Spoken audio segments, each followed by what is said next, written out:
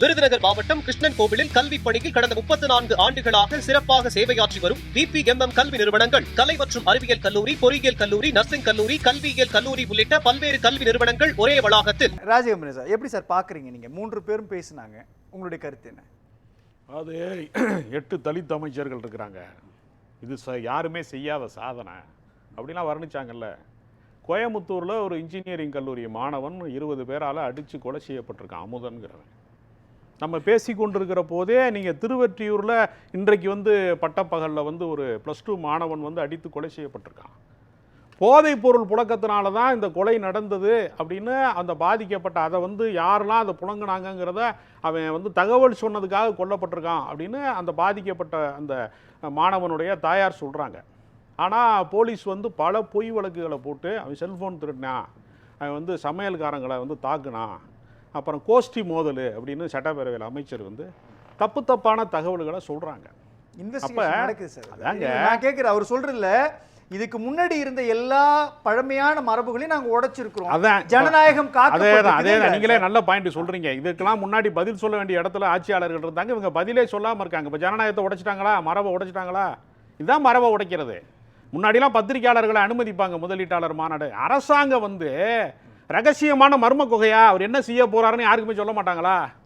மக்கள் வரி பணத்தில் அரசாங்கம் இயங்குதுங்க. இது ஜனநாயகன் படப்பிடிப்பு கிடையாது, யாரோ ஒரு தனிநபர் முதலீடு செஞ்சு நடக்கிற சினிமா படப்பிடிப்பு கிடையாது. நான் வரி கட்டுறேன், இவர் வரி கட்டுறாரு, எல்லாத்துக்கும் அரசாங்கம் நடக்குது, எல்லாத்துக்கும் பதில் சொல்லணும். ஓட்டு போட்டவனுக்கு மட்டும் இல்லை, ஓட்டு போடாதவருக்கும் அவர் தான் முதலமைச்சர். அவர் பதில் சொல்லணும். பதில் சொல்ல வேண்டிய இடத்துல இருக்கிறவர் மௌனமாவே இருப்பாரு, எதுவுமே சொல்ல மாட்டார். இதுதான் மாற்றம்னு சொல்றீங்க. இப்போ நாட்டில் நடக்கிற பிரச்சனைக்கெல்லாம் ஒருத்தர் மௌனமாவே இருக்கிறாருன்னா அது என்ன கணக்கில் சேரும்? அவர் என்ன சொல்றாரு, இவ்வளவு பிரச்சனை இருந்தாலும் இதெல்லாம் மறுசீரமைப்பு செய்ய வேண்டிய இடத்துல திமுக இருக்குது, அதை செய்யாதனுடைய விளைவுகள் தான் தாவேக ஆட்சிக்கு வந்திருக்குதுன்றார். நான் என்ன கேட்குறேன், உங்களுக்கு நிகழ்காலத்தில் பதில் இல்லை. கடந்த காலத்தின் மீது கல்லறிவதன் மூலமாக, குற்றச்சாட்டு சொல்வதன் மூலமாக நீங்கள் புனிதராயிட முடியுமா? நான் கேட்குறேன். ஒரு சட்டமன்ற உறுப்பினர்கள் எண்ணிக்கையிலே வெற்றி பெறுவது மட்டுமே ஒரு சரியான ஜனநாயக மாற்றம்லாம் கிடையாதுங்க. பிரச்சனைகளிலே நீங்கள் என்னவாக இருக்கிறீர்கள்? தமிழ் தாய் வாழ்த்தை 3வது இடத்துக்கு தள்ளி விட்டீங்க. நீங்க எல்லாரும் குமுறுன பின்னாடி தீர்மானம் போட்டுக்கிட்டு இருக்கீங்க. இப்ப வந்தே மாதரம் தான் முதல்ல பாடணும், தமிழ் தாய் வாழ்த்தை முதலில் பாடினால் 3 ஆண்டு சிறை. 3வது இடத்துக்கு தள்ளப்படுகிறது தமிழ் தாய் வாழ்த்தாதை. யார் எழுதுனா? மனோன்மணிய சுந்தரனார் எழுதினாரு. அந்த பல்கலைக்கழகத்தில் 3வது இடத்துக்கு பாடப்பட்டதுக்கு துணைவேந்தர் அறிக்கை விட்டாரு. தீர்மானம் நிறைவேற்றிருக்காங்க. தீர்மானம் எப்பங்க நிறைவேற்றிய? எல்லாம் பாடி முடிச்சவன் நிறைவேற்றிய சார். அவங்க மத்திய அரசு ஒரு நோட்டீஸ் வெளியிட்டு இருக்காங்க, அதனுடைய அடிப்படையில் அவங்க செயல்பட வேண்டிய கட்டாயம். சட்டத்தை சட்டத்தினுடைய அடிப்படையில் தானே சார் செய்ய முடியும். நீங்க எடுத்தவங்க எதிர்கட்சிகளாக பேசலாம், மக்கள் மன்றத்தில் பேசலாம். ஒரு கவர்மெண்ட் ஒரு அரசாங்க நிறுவனத்துக்குள்ள இருக்கும் பொழுது ஜாக்கிரதையாக தானே சார் செயல்படணும். சொல்லணும்ல. இப்போ நீங்க தேனி மாவட்டத்தில் மலைவாழ் மக்கள்லாம் வெளியேற்றப்படுறாங்க, தெரியுமா தெரியாதா? தேனி மாவட்டமே பெரிய கொந்தளிப்புக்கு ஆளாச்சு. அங்கே பூர்வீகமாக குடியிருக்கக்கூடியவங்களெல்லாம் அப்புறப்படுத்துறாங்க புலிகள் காப்பகத்தின் பேரால. இதை அரசாங்கம் முறையாக வாதிடவில்லை, நீங்க நீதிமன்ற நடவடிக்கை சட்ட நடவடிக்கை எடுக்கல அப்படின்னு அந்த மக்கள் குற்றச்சாட்டு சொல்றாங்க. மலைவாழ் மக்கள், திமுக காரன் குற்றச்சாட்டு சொல்லல, மலைவாழ் மக்கள் குற்றச்சாட்டு சொல்றான், எங்களுடைய வாழ்விடம் பறிக்கப்படுகிறதுன்னு கதறான். அப்ப நீங்க யாருடைய உரிமையை பாதுகாத்திருக்கீங்க நான் கேட்கிறேன். உங்களுக்கு என்ன வேலை? உங்க படத்தை தயாரிச்சவன், உங்களுக்கு ப்ரொடியூஸ் பண்ணவன், விநியோகஸ்தர் எல்லாத்துக்கும் அரசாங்க பதவி கொடுக்குறீங்க. சினிமாக்காரர்களை சந்திப்பதை தவிர முதலமைச்சர் யாரை சந்திக்கிறாருன்னு நீங்க படம் வெளிதான் பாருங்க. தான் கூட நடிச்ச திரைப்பட நிறுவனங்கள் 97 நிறுவனங்கள் தமிழ்நாட்டுக்குள்ள முதலீடு செஞ்சிருக்கிறாங்க.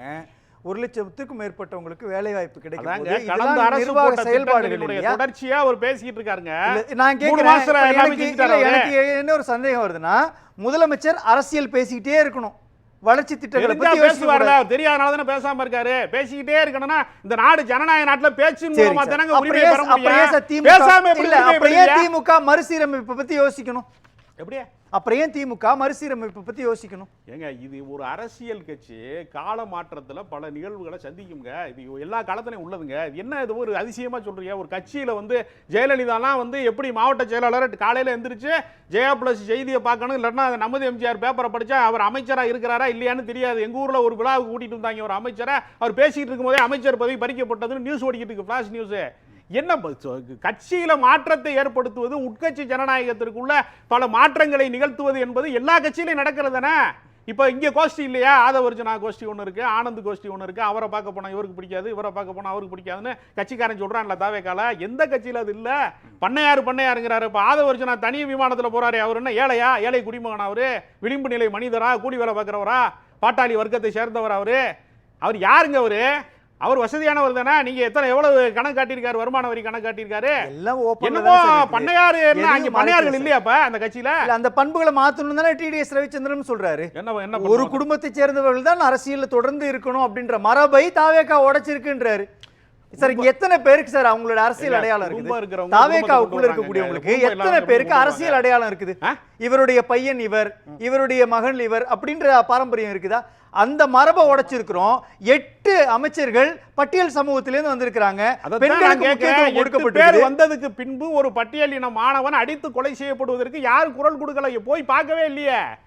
அப்ப ஒரு 8 பேர் எம்எல்ஏ ஆகிறதுனால, அமைச்சர் ஆகிறதுனால அவங்க குடும்பம் செழிப்பமா இருக்கும். விளிம்பு நிலை மனிதனுக்கு அதுல என்னங்க கிடைக்கும்? அப்துல் கலாம் வந்து ஜனாதிபதி ஆனதுனால ஒரு இஸ்லாமியனுடைய, விளிம்பு நிலை இஸ்லாமியனுடைய வாழ்க்கை மாறுமா? அவர் ஜனாதிபதி மாளிகையில் இருந்திருப்பார், அவ்வளவுதானே. ஒரு பதவி வந்து ஒரு சமூகத்தை சேர்ந்தவருக்கு கொடுக்குறாங்கிறதுனால அடித்தட்டில் இருக்கக்கூடிய அந்த சமூகத்தில் மாற்றம் நிகழ்ந்துருமா? இதை வைத்து இதையெல்லாம் காட்டி ஏமாத்துறது எவ்வளவு பெரிய மோசடியான வேலை. இது ஜனநாயக பண்பா? நான் கேட்கிறேன். ஒரு 8 பேர் அமைச்சர் ஆயிட்டா அவங்க குடும்பம் நல்லா இருக்கும். அவங்க வந்து கார்ல போவாங்க, சைரடிச்ச கார்ல போவாங்க, வேற என்ன மாற்றம் நடக்கும்? சத்தியவாணி முத்துல இருந்து பரிதியிலம் விடுதி வரை புறக்கணிக்கப்பட்டது தானே திமுக. நீங்க சொன்ன 2 பேருமே அமைச்சரா இருந்திருக்காங்க. புறக்கணிக்கப்பட்டா அவங்க பேரே தெரிஞ்சிருக்காங்க. புறக்கணிக்கப்பட்டா உங்களுக்கு எப்படி பேர்? சமூகத்தையே புறக்கணிச்சீங்க, நாங்க அங்கீகரிக்கிறோம்ன்றாங்க சார். வந்து இந்த மறுசீரமைப்பை நீங்க அங்கீகரிக்கணும்ன்றாங்க. முதல் பெண் மத்திய அமைச்சர் ஆக்குனதுங்க புரட்சி தலைவர் எம்ஜிஆருங்க. ஆக்குனாங்கல்ல. என்ன புறக்கணிக்கப்பட்டாங்க? அரசியலே தெரியாம ஏதாவது அடிச்சு விடுறதா? சுப்புலட்சுமி ஜெகதீசன் என்ன பண்ணாங்க? அவங்க ஏன் புலம்பிட்டு வெளில போனாங்க? அத்வானியை ஏன் ஓரம் கட்டுனாங்க? பாஜக அதுக்கு பதில் இருக்காங்க. அத்வானியை ஓரம் கட்டுங்க பதில் இருக்காங்க. ஏன் ஓரம் கட்டுங்க? 75 வயசுல ஓரம் கட்டறதுல என்னங்க இருக்கு? இந்தியா முழுக்க அவரே ஓரம் 75 வயசுலங்க சுப்புலட்சுமி ஜெகதீசன் மோடியை முன்னிலைப்படுத்துறாங்க. எல்லா கட்சியிலயும் நடக்கிறதானங்க அது. எல்லா கட்சியிலயுமே அரசியல்ல எல்லாரும் முதலிடத்துக்கு வர முடியாதுல. ஒரு மாவட்டத்துக்கு ஒரு கலெக்டர் தானே போட முடியும். நான் ஐஏஎஸ் படிச்சிருக்கேன், என்ன ஒரு கலெக்டரா போடுங்கன்னு சொல்லுவீங்களா? இது என்னங்க? இது ஒரு கட்சியில யாராவது ஒரு சிலர் தான் தலைமையில் இருக்க முடியும். அது முதன்மை பொறுப்புல சில பேர் தான் இருக்க முடியும். கட்சி கட்டமைப்புக்குள்ள எதிர்ப்பு வந்தாதான் அது விவாதத்துக்குரியது. அவங்க என்னவா சொல்றாங்க அப்படின்னா, எளிய மக்களை அதிகாரத்துக்குள்ள கொண்டுட்டு வரும். யார் கொண்டு? பட்டியல் சமூகத்து மக்களை அதிகாரத்துக்குள்ள கொண்டு வந்திருக்கோம், அமைச்சர்களாக்கி அழகு பார்த்திருக்கிறோம். இதை நம்ம செய்யல அப்படின்றது. ஏன் செய்யல? ஆராசா யாரு? ஆராசா பட்டியல் கிடையாதா? அவர் எப்படி மத்திய? நீங்க 1-2 எடுத்துக்காட்டு சொல்றீங்க சார். அவங்க 8 எடுத்துக்காட்டு எப்படி? அப்ப பட்டியல் இனத்துல இருக்க முதலமைச்சர் ஆக்கிருக்காங்களா தாவேகாலப்ப? முதலமைச்சர் ஆக்கிருக்காங்களப்ப? முதன்மை பொறுப்புல கொண்டு வந்திருக்காங்கன்னா வன்னியரசு அமைச்சரா இருக்காரு. அது ஏற்கனவே தலித் உரிமைக்காக தொடர்ந்து வந்து விடுதலை சிறுத்தை போராடி இருக்கு. அதனால அவருக்கு அமைச்சர் பதவி கொடுத்திருக்காங்க. எல்லாருக்கும் எப்படி கொடுப்பாங்க? விஸ்வநாதன் கொடுக்கலையா? அரே விஸ்வநாதன் கொடுக்கலையா? ஏங்க நீங்க 2 பேர் தானங்க சொல்றீங்க. இல்ல சார், ஃபர்ஸ்ட் அரசியலமைப்பு சட்டத்தின்படி ஒருவரை அடையாளப்படுத்துறது தவறு. சரி, அப்படி நம்ம வந்து ஒரு அமைச்சரை வந்து இவர் இந்த சமூகத்தை சேர்ந்தவன் அடையாளப்படுத்துறது சட்டமே தவறு. ஆனால் இல்ல சார், அரசியல் தான இவ்வளவு நேரம் இல்ல சார், ஆமா சார், விளிம்பு நிலை மக்கள் அரசியல் அதிகாரம் பெறணும்ன்றது உறுதிப்படுத்திருக்கோன்றாரு. கூட்டணி கட்சிகளுக்கு ஆட்சியில பங்கு கொடுத்திருக்கோன்றாங்க. சரி, இப்ப நீங்க திமுகல விளிம்பு நிலையில இருந்து யாருமே வரவே இல்லையா? யாருமே வரலையா? சொல்லுங்க. கோயிலவாணின்னு ஒரு ரொம்ப பின்தங்கிய சூழல்ல இருக்கக்கூடிய ஒரு மருத்துவருக்கு சீட்டு கொடுத்தாங்க. சல்மா வந்து நாடாளுமன்றத்தில் உறுப்பினராக இருக்காங்க. அவங்கெல்லாம் பெரிய பேக்ரவுண்ட்லேருந்து வந்தவங்களா? எத்தனை பேரை சொல்ல முடியும்? இதெல்லாம் வந்து தனிநபரை வந்து நீங்கள் அடையாளப்படுத்தி அந்த சமூக பிற்படுத்தப்பட்டவருடைய உரிமையை காப்பதற்கு அந்த திராவிட இயக்கங்கள் போராடி இருக்கிறது. அதுதான் பேசணும். தனிநபர் எம்பி ஆகிறதுனால சல்மா எம்பி ஆகிட்டா எல்லா முஸ்லாமியர் பெண்களுடைய எல்லா பிரச்சனையும் தீர்ந்துருமா? அது அல்ல. அது பிரச்சனை. அதுக்குன்னு பாரம்பரியமா மாநில உரிமையை மீட்பதில், கல்வி உரிமையை மீட்பதில் என்ன பணியாற்றினார்கள் என்பதான் கணக்கு. ஒரு வரி சொல்றேன்.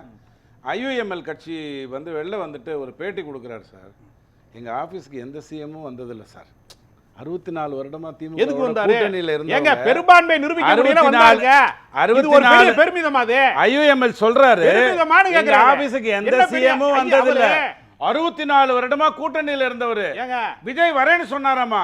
இவர் என்ன சொல்றாரு? அடுத்த வரி ரொம்ப ரொம்ப அற்புதமான வரி. ஐயுஎம்எல் தலைவர் சொல்றது, எங்க தெருவுல எல்லாம் அவ்வளவு வசதி இல்லைங்க. 64 வருடம் உன் கூட கூட்டணியில இருந்திருக்கா. ஏங்க, அவன் தெருவுக்கே அவர் வசதி இல்ல, பெரும்பான்மையை அவனுடைய ஆபீஸ்க்கு ஏங்க, சிஎம் அவர் போல. பெரும்பான்மையை இதை விட அவர் கேள்வி எதேச்சாதிகாரம் வேற என்ன வேணும்? ஏங்க தாவேகா தனி உங்க பெரும்பான்மை தோழமை தானே சொன்னான். இருங்க கத்தாதீங்க, நீங்க கத்தி கத்தி தான் உண்மையை மறைப்பி எப்பவுமே. நான் சொல்றது என்னங்க, கேளுங்க. ஐயுஎம்எல் தனி சொன்னதுக்கு பதில் பெரும்பான்மை சொல்லுங்க. தாவேகா பெற்றிருந்தால் ஐயுஎம்எல் ஆபீஸ்க்கு போவார் அவரு. யாரு? கம்யூனிஸ்ட் கட்சி ஆபீஸ்க்கு விஜய் போவாரா? தனி இது பெரும்பான்மை என்னங்க பெற இது? முடியவில்லை. நாம ஏன் போகலன்னு நீங்க போகலன்னு கேட்டா அவர் அதுக்கு ஒரு போவாரான்றீங்க. சாயத்தை பூசுறீங்க பாருங்க. நீங்க நாம ஏன் ஏன் போகலன்னு போகலன்னு கேக்குறோம். கேக்குறேன் சார். 64 வருடம் நீங்க போகல ஜி. காதர் மைதீன் கலைஞரை தினசரி சந்திக்கக்கூடிய இடத்துல இருக்காரு. அது என்னங்க எங்க வச்சு பார்த்தானாங்க அவங்க ஆபீஸ்ல எங்க வீட்டுக்கு பார்த்தாங்க. ரீகன் இவங்க எப்போதுமே வீட்டுக்கு வருவாரு. பார்த்தாங்க. நான் ரீகன் போவாரா வீட்டுக்கு வீட்டுக்கு போனதே இல்லைங்கிறது எதேச்சாதிகாரமா இல்லையா? இது என்ன ஏதோ செய்யறான்? சந்திக்கிற இடப்ப நீங்க டெய்லி நீங்க வந்தா உங்க கூட உங்க வீட்டுக்கு நான் வரக்கூடாது. டிபேட் இங்க வச்சு நடத்துறியா? என் வீட்ல வச்சு ஏன் நடத்தலன்னு கேட்டா அது என்ன பேச்சு இதெல்லாம்? கலைஞரை சந்திக்கிற இடத்துல அவர் ஒரு இருக்காரா இல்லையா? சிஎம் கூட என்னோட ஆபீஸ்க்கு வந்தது இல்லைங்க. நீங்க இந்த மதவாத பிரச்சனை எல்லாம் தூண்டாதீங்க முதல்ல. அதை நிப்பாட்டுங்க. நீங்க ரொம்ப வந்து என்னங்க மதவாத ஆடு கணையிலேன்னு ஓனாய் எழுதுறது. இல்ல, இல்ல, உங்களுக்கு கூட்டணி எதுக்கு தானங்க அந்த பேசுறேன். IUML வந்து அங்கீகாரத்தை வந்து தொடர்ச்சியாக திமுக வந்து அவர்களை போற்றி பாதுகாத்து இஸ்லாமியருடைய இடஒதுக்கீட்டை எல்லாம் நிறைவேற்றி கொடுத்திருக்காங்க. 3.5 அப்ப ராஜகம்பீரன் அப்ப சார் என்ன சொல்றாங்க நான் புரிஞ்சுக்கலாமா? முட்டுச்சத்துக்குள்ள இல்ல. போனாங்களா போகலையாங்கிறது அல்ல. இல்ல சார், ராஜகம்பீரன் அப்ப இடஒதுக்கீட்டு சார் உரிமையை நிலைநாட்டினார்களா இல்லையா? அது அரசியல். இதற்கு பின்பு இவங்க தான் ஆட்சியில் இருக்கணும், இதற்கு பின்பு இவங்க தான் அதிகாரத்துக்குள்ள இருக்கணும், அதுதான் வலியுறுத்தப்படணும்னு சொல்றாரா? எப்படி? யார 8 சொல்றீங்க? அமைச்சர்களே ஆக்கி இருக்கிறாங்கன்னு சொன்னா இவங்க தான் இருக்கணும்ன்ற ரேஞ்சில நீங்க சொல்றீங்களா சார்? ஏன் ஆட்சி ஏங்க, எல்லா கட்சியிலயுமே வந்து சுழற்சி முறையில தலைவர் வச்சிருக்காங்களா? இப்ப தாவேகாவுக்கு விஜய் தானே தலைவரா இருப்பாரு. தலைவர் கட்சியோட குஷி ஆனந்த் தலைவர் கொஞ்ச நாள் முதலமைச்சரா சார், இருப்பாரா? கட்சியோட தலைவரை பத்தி நான் சொல்லல, ஆ. அமைச்சர்களை பத்தி சொல்றேன் நான். மக்களால் தேர்ந்தெடுக்கப்பட்ட கட்சின்றது அவங்களுடைய கேண்டிடேட் எடுக்குது சார், சரி. அவங்க தொண்டர்கள் எடுக்குது, அதனுடைய பண்புக்குள்ள நான் போகல. சரி. ஆட்சி அதிகாரத்துல சொல்றேன், ஆட்சி அதிகாரத்துல திமுகவுல இவங்க தான் இருப்பாங்க, அதிமுகவுல இவங்க தான் இருப்பாங்கன்ற மரபை மாத்தி பெயர் தெரியாத அடையாளம் தெரியாத ஒருத்தவங்களுக்கு அடையாளத்தை அது உருவாக்கி ஏன் உருவாக்குனாங்கன்னு சொல்லுங்க. ஆளு கிடைக்கல, வேற ஒரு காரணம் கிடையாது. இப்ப கூட அவங்களுக்கு ஆள் இல்ல. அதனாலதான் இப்ப நீங்க ரமேஷை வந்து அமைச்சராக்கி இருக்காங்கன்னா அவங்களுக்கு ஆள் இல்ல. இருக்கிற எம்எல்ஏ தானே மினிஸ்டர் ஆக்க முடியும். அவங்களுக்கு நிறைய ஆளுமைகள் இல்லைங்க. அதிமுக இருந்து ஆட்களை களவாடுகிறார்கள். ஏற்கனவே ஊழல் குற்றச்சாட்டுக்கு ஆளானவங்க, மணல் மாஃபியாக்கள், பல்வேறு குற்ற வழக்கு பின்னணியில் இருக்கிறவங்க எல்லாம் கூப்பிட்டு லஞ்சத்தை எப்படி ஒழிப்பீங்க? எப்படி ஊழலை ஒழிப்பீங்க? ஊழலிலே வந்து ஊறி போனவர்களை, நீதிமன்றத்திலே தண்டிக்கப்பட்டவர்களை, குற்றச்சாட்டுக்கு ஆளானவர்களை, நீதிமன்றத்திலே அபராதம் கட்டினவர்களை, எல்லாம் உலகத்துக்கே அப்பட்டமா வெட்ட வெளிச்சமா தெரிந்தவர்களை எல்லாம் கூட்டிட்டு வந்து ஊழலை ஒழிக்க போறோம்னு சொல்லி இதை விட காமெடி சீன் என்னங்க அந்த இருக்கு? அதிமுகவோட சேர்ந்து கூட்டணி ஆட்சி அமைச்சிருந்தா இந்த ஊழல் மதி எம்எல்ஏக்கள் அதுல இருந்திருப்பாங்களா மாட்டாங்களா? இந்த அத்தைக்கு மீச முளைச்சா மாமான்னு கூப்பிடுவேன். திமுக தானே கேட்டுச்சு, ஐயா வாயா நானு நீ சேர்ந்து கூட்டணி ஆட்சி அமைக்கல. அதிமுக கேட்டுச்சு. கற்பனையா பேசுறீங்க. நீங்க கூட முதலமைச்சர் ஆகும்னு சொல்லலாம் நாளைக்கு. அதுக்காக அதெல்லாம் அது திருமாவளவன் ஐயாவை கூப்பிட்டு நடைமுறையில சேருமா? நீங்க டுட்டோரியல் கல்லூரியில கூட முதலமைச்சர். தாவேகாவினுடைய அரசியல் தவறுகள், நிர்வாக பிழைகள் எல்லாமே திமுகவை பலப்படுத்தும். தாவேகாவை எதிர்க்க வேண்டிய அவசியமே திமுகவுக்கு கிடையாது. மக்கள் எதிர்த்து கொண்டே இருப்பார்கள். அவர்கள் சாயம் வெளுத்து போயிடும். அவர்கள் பிம்ப அரசியல் கலைந்து போய்விடும். அது எல்லாமே தமிழ்நாட்டை மீண்டும் காப்பாற்ற வேண்டிய பொறுப்பு திமுகவுக்கு தான் இருக்கிறது. அவர்கள் அந்த நிலையை எட்டுவதற்கு மக்கள் ஒத்துழைப்பார். நன்றி சார்.